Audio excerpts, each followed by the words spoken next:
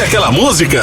Tudo o que você sempre quis saber sobre aquela música, mas nunca pôde perguntar, com Marcos Vica. Fala aí, pessoal, abrindo aqui mais uma edição do podcast e programa da Rádio Mix, o Sabe Aquela Música. Hoje a gente está recebendo um convidado que já esteve aqui com a gente faz um ano e pouco, um ano e alguma coisa.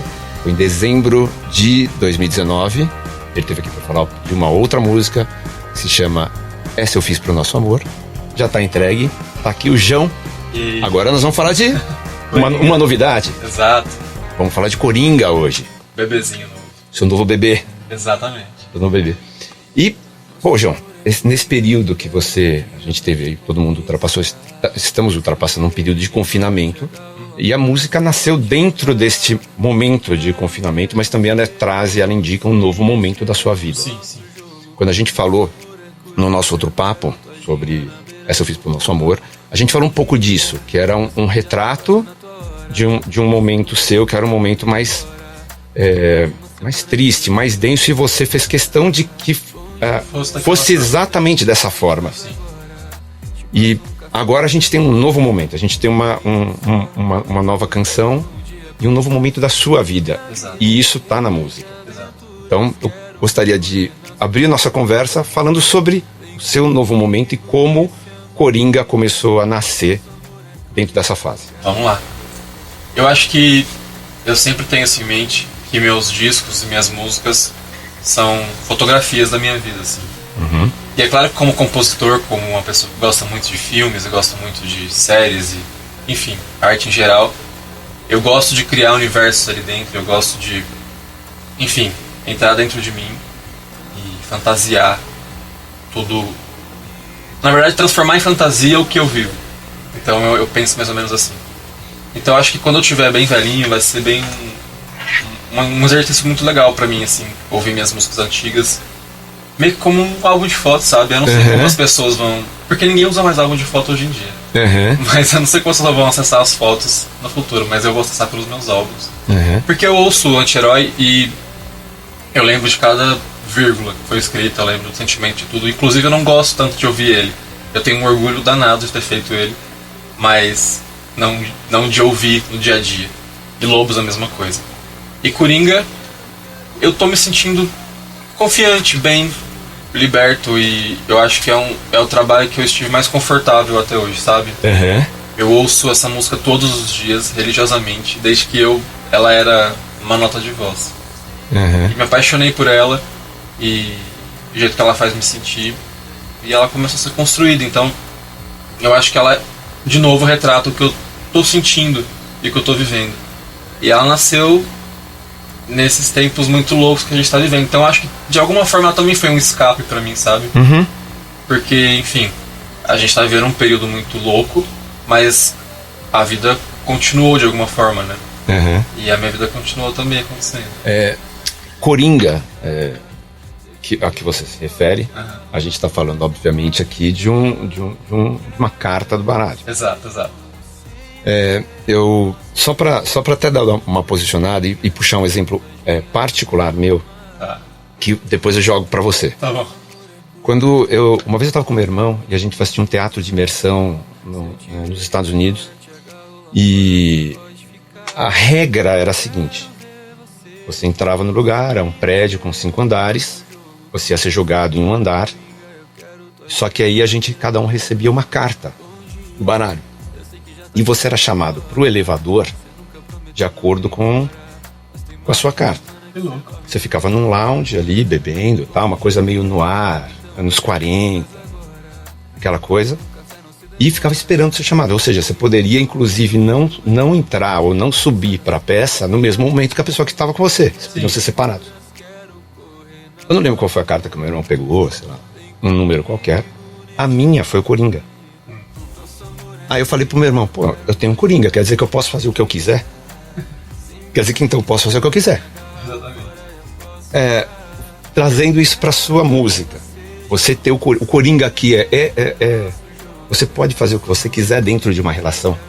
Você tá livre pra fazer o que você quiser, sendo ou tendo essa possibilidade do Coringa. Isso passou pela sua cabeça? Eu acho que você definiu melhor do que eu poderia definir, exatamente isso. E Muita gente perguntou se era o Coringa do Batman. Não é. Pode ser se você quiser, mas não é. Originalmente. Mas é uma definição ótima. E eu acho que quando você pega a carta Coringa, qualquer jogo que você joga, é sempre um momento de... eu tenho Coringa. Ela tem uma lábia, ela tem uma... Mas tem um poder. Ela tem um poder. E geralmente ela não é a cartada final. Geralmente ela é uma carta na manga. Então eu acho que é bem isso, sabe? Essa relação libertária que essa carta tem, é como ela imprime na música. E como é que você começou a desenhar a música? Veio, a letra começou a surgir primeiro? Você já tinha uma ideia de frases musicais? Como é que isso foi surgindo?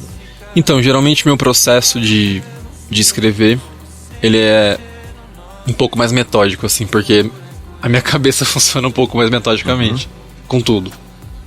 Eu sempre tenho frases, e quando eu vou sentar pra realmente colocar a música no papel, eu já tenho mais ou menos a música estruturada.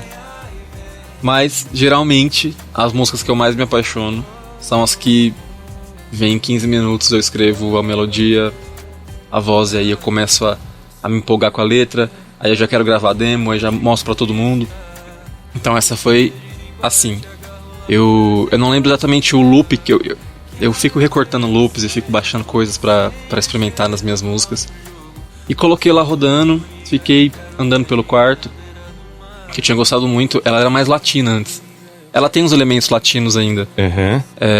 Eu tô falando latino no bruto, assim, né, no geral, que as pessoas consideram latino. E eu achava muito legal a vibe que ela me passava. E comecei a murmurar em cima dela, e me veio a música inteira. O que é muito doido quando isso acontece, porque parece que a música quer existir e ela só te usa de canal, sabe? Ela fala, não, cara, eu preciso ir pra terra, eu preciso ser ouvida, e você vai ser o cara que vai me inscrever aqui. E vem. E geralmente as músicas que eu mais gosto e que eu fico mais feliz de ter feito são essas. Que não é um processo tão frustrante. O mais frustrante dela foi a produção depois. Eu acho que quando você vai produzir a música é um outro monstro, assim, sabe? Que você tem que domar. Porque existem 1000 possibilidades na cabeça. E eu gosto de muita coisa. E você se envolve diretamente na produção, Sim. faz as correções quando... Exato. E como é que você trabalhou com o Paul também? Né? Foi. Essa música eu fiz com o Paul House e com o Zebu.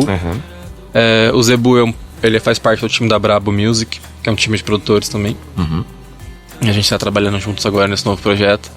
E geralmente meu processo é quase todo sozinho, inicial, de escrever e fazer a demo. E aí eu produzo uma primeira... um esqueleto do que vai ser a música. E já enxergo tudo como ela vai soar. E levo pra essa galera que é muito talentosa e me ajuda a dar vida à música como a galera ouve depois. E aí eu levei ela, fiz uma batida, produzi toda lá, uns arranjos meio esquisitos. E o Zebu, ele sempre... A gente conversa desde sempre, desde a gente tanto trabalhar juntos, a gente já se conhecia. E a gente sempre tem uns assuntos musicais muito em comum, assim, a gente gosta muito das mesmas coisas, tem os mesmos pensamentos, assim. E ele sempre falava, cara, eu gosto muito de referências do começo dos anos 2000. Aquela época que o pop explodiu no mundo inteiro, tanto no Brasil quanto lá fora. Que hoje em dia para as pessoas é meio brega, mas que eu acho super legal, era uma coisa meio inocente, muito crua, assim. Esse pop muito, muito massa. A gente sempre quis colocar elementos disso numa música. E aí ele me mandou uma versão, depois que eu mandei a voz pra ele, mandei as coisas, ele me mandou esse arpejo, tananana, tananana. Aí eu vi e falei, cara, horrível. Não é isso. Isso não é a música. E aí passou uns... O arpejo veio a partir de uma sugestão. Exato, de uma sugestão. E esse arpejo ele é muito comum nas músicas do começo dos anos 2000, que existem diversas que usam esse elemento. Que ele é bem simples, é um tananana, tananana. Aí vai mudando tananana, tananana. Tem muitas músicas que tem isso e é muito característico dessa época. E ele mandou e eu odiei. Aí eu falei, cara, não. Aí quando a produção não tá indo, você já começa a falar, não, acho que essa não é a música.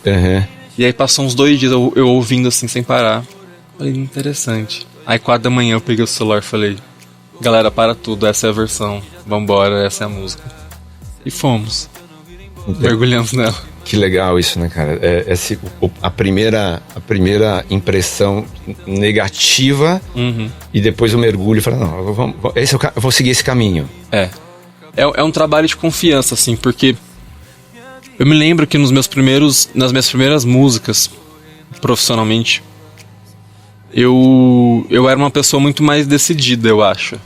Porque eu acho que eu não tinha muito comparativo. Era meu primeiro disco. Eu ia comentar por aí também, né? Era meu primeiro disco, ninguém esperava nada de mim. Então era uma coisa assim, eu tô fazendo, vou fazer. Ia fazendo. Acho que é um pouco de inocência, assim, também, sabe? E agora, eu acho que a gente sempre fica um pouco mais doido, assim, sabe? Essa música, como ela vai... E agora, pra mim, também tem uns aspectos muito mais técnicos que eu presto mais atenção hoje em dia. Se isso aqui é refinado o suficiente, se isso aqui é legal o suficiente, se está bem alinhado e tal. Então tudo isso a gente fica, sabe, costurando e pegando dos pedacinhos, assim. Então o processo fica mais árduo. Muda muita coisa. Imagino que tem muitos elementos, além dos pessoais e das motivações pessoais e de tudo que você passa. Tem também todos os elementos técnicos que mudam de um ano para outro, né?